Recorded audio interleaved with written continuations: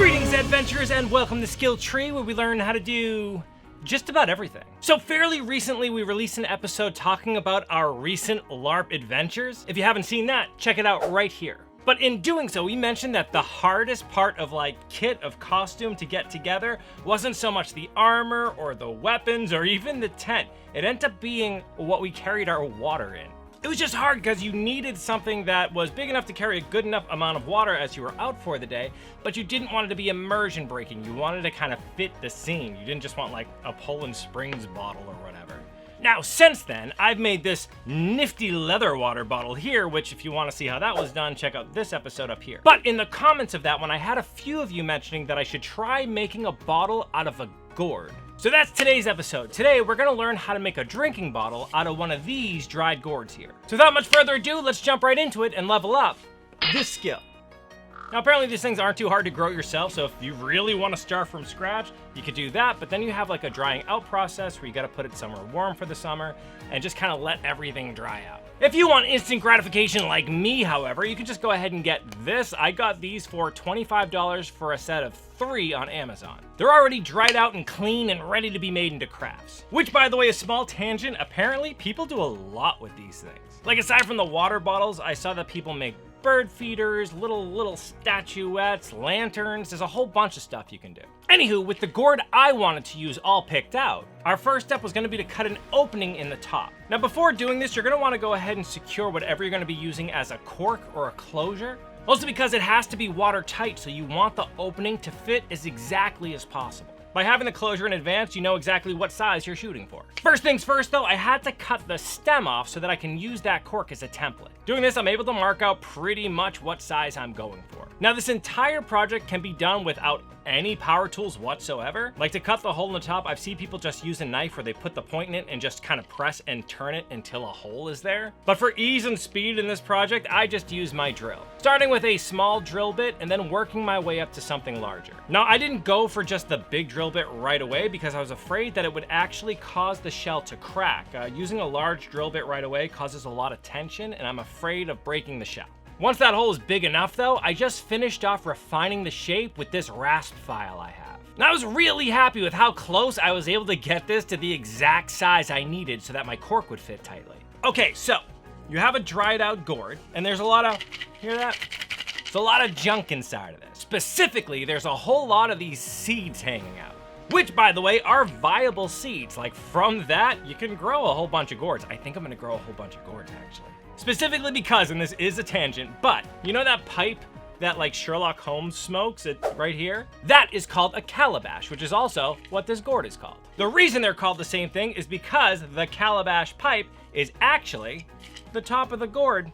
Here, you can grow it so that it has kind of this part of it is elongated and like that, and that's what they used to make those pipes out of. And that's a project I'd really like to do. All right, sorry, I just thought that was really cool. Now, it isn't just seeds inside of there. Because it was a gourd, if you were to open it up when it was fresh, it would have all like the meat of the gourd inside of it, right? Now that that meat is dried out though, it's just become this dusty, papery pulp. And we want to get all that pulp out before we start adding water to it and drinking. I found the easiest way to do this was actually with a whole bunch of little rocks. All you really have to do is pour the little rocks inside of the gourd, put your cork on, and shake the hell out of it. Doing this breaks up all the junk inside and leaves us with this dusty, papery kind of pulp. It also smooths out all the walls inside of the gourd. I had to do this a few times until eventually there was nothing but a fine dust coming out. And quickly just running my finger inside of the gourd confirmed that the rocks left all of those inner walls nice and smooth. Okay, so we've taken care of prepping the inside of the gourd. Now it's time to move on to decorating the outside. And if you look online, there is just infinite ways you can do this. You can carve it, you can paint it, you can just use markers if you wanted to. I've seen somebody do a really good job using a wood burner and burning a design into place. For me though, and specifically for the kind of character I like to play, I really wanted to be just kind of understated. So to that end, I just ended up coloring it a nice light brown with some leather dye. This I just evenly sponged on, leaving me with this really nice, natural, nutty kind of look. Now, my design's really simple, but if you decide to make one, I'd love to see how you do it. So jump on our Discord, link in the description below, and leave a picture of what you come up with. Okay, so now our gourd is prepped and looking sexy and ready to be sealed up so it'll actually hold water. Before I show you how to do that though, a quick word from our sponsors. Cornelius, I hear you got that job cataloging monsters for the College of Lore. Can we see how it's going? Oh, Cornelius. That's terrible. Don't fret. I think I know a way to help improve your skills fast. Today's sponsor, Skillshare, should be able to help out. With Skillshare, you have access to thousands of online classes, so you're bound to find something that interests you and helps level up your skills. Why, I was able to find this class for Cornelius called Animal Drawing. Draw and sketch animals with pencil, by artist Homa Chupan Tai-Fei. Through easy-to-follow lessons using various animals, Homa was able to guide Cornelius through all of the various principles of sketching and shading that bring an image to life. With these new skills under his belt, Cornelius can confidently capture concise critter characteristics. And folks, have we got a deal for you. Because the first 1,000 of you to use the link in the description below will get a 1-month free trial of Skillshare. Just look at how much it helped Cornelius with his drawing abilities. Imagine what you could learn. Think of all the joy in going out into the world and sketching the beautiful creatures that inhabit it. The pride you'll feel with a job well done. So click on the link in the description and get your free month of Skillshare today. Okay, so to seal this gourd so that it actually functions as a water bottle, we're gonna turn to the tried and true method of melted beeswax. This is a perfect natural sealing agent that smells good and we know is not toxic and just works great as long as you're not using hot liquids. All you gotta do is pour in your melted beeswax, seal the gourd with your cork or closure, and shake it up. Shake it up real good and make sure it covers all the inner walls. I also like to slowly rotate the bottle as I pour the wax back out, just to make sure it covers everything. I end up repeating this a few times just to make sure I added enough layers of wax to ensure I got a really solid seal. Oh, and by having that cork in place while you do this, it actually helps build up that seal around where the cork fits in, adding some extra protection and stopping it from leaking anywhere. To protect the outside of the gourd from any water damage that might happen, I also sponged a bunch of wax all along the outer surface. If you have a larger container of wax, you can just kind of dip the bottle in there and that would probably work better. But don't worry if it kind of looks messy. All you have to do is hit it with a heat gun or a hair dryer and it's gonna melt that layer of wax and really even it out. In fact, I discovered that if you treated that surface area of wax almost like shoe wax or shoe polish and polished it in the same way, you can get this really nice, almost mirrory finish. Okay, so this group of gourds I got are pretty good at it. They sit on the table well, but you see how this one kind of leans off to the side? If I fill that with water and it gets top heavy, it'd be really easy to kind of topple over. I didn't want that. I wanted it so that when I place my gourd on the table, that's where it stays. So to get around this, I decided to add a nice flat bottom to it.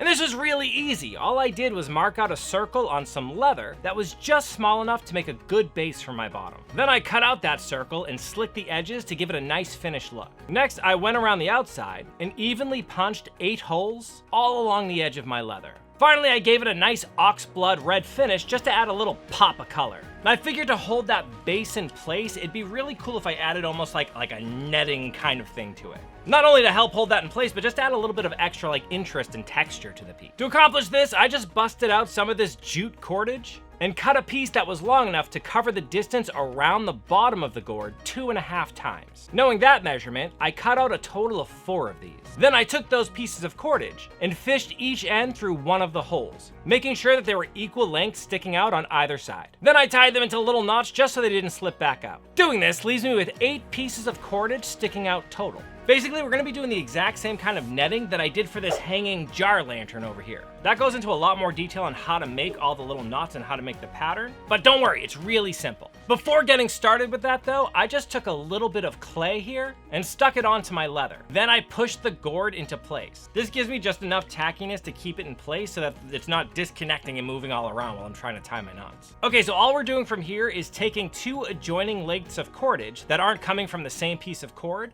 and tie them into a knot so that they form a little triangle. Now I simply go around doing the same thing with each of the following sets of cordage all around the base. In total, we're gonna have 4 knots all the way around. Then I move up to the next row, doing the exact same thing, tying little knots with the loose ends of adjoining cordage to now form a row of small diamonds. Though this is easy, the bottle was so light that as I'm tying my knots, it's moving all over the place and getting away from me. But, you know, it's a bottle. So I just filled it with water to help weigh it down. This also doubles as my test to see if my wax is actually sealing the thing. Once I brought that little diamond pattern all the way up to the dip in the center, I wrapped the free pieces of cordage around the bottle and tied them tightly into place. After doing this with all of the lines, I went back and cut away any excess cords with my razor. This leaves you with a cool little net pattern and a nice and flat bottom that helps my bottle stay upright.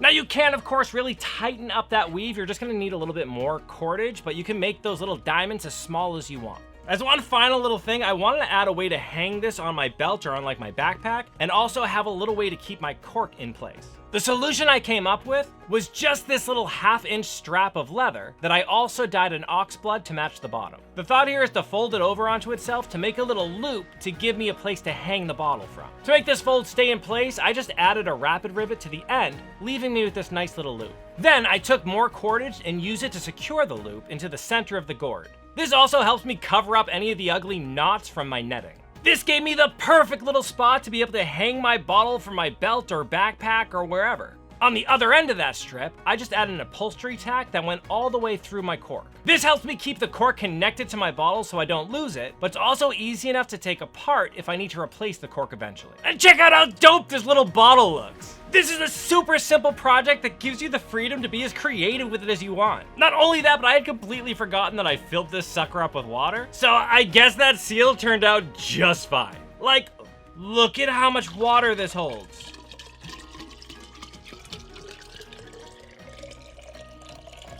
That is fantastic. I love this thing. It's simple and fun and functional. I love it when something's functional. Now, thank you for watching. I hope you enjoyed this episode half as much as I like making this episode. If you did, why don't you consider giving me some of that like it love, and don't forget to subscribe so you don't release new content. In the meantime, though, stay hydrated and keep leveling up, you. Welcome to the end screen, and thank you for your support. I really appreciate you hanging out for this long. If you'd like to find other ways to support us, you could consider joining these incredible people's noble ranks by joining our Patreon, link in the description below. Special shout out to our newest high tier level Patreon members, Anthony Gonzalez, the Leatherverse, Kyrie-saurus, and Joshua Smith. Thank you all so much for supporting this channel. Honestly, without you, we wouldn't be able to keep this thing running, so I really appreciate everything you do for us. Again, if you'd like to join them, link in the description below, or you can, click on one of these videos here. They're all right. They're good. I made them. I like them. Cheers!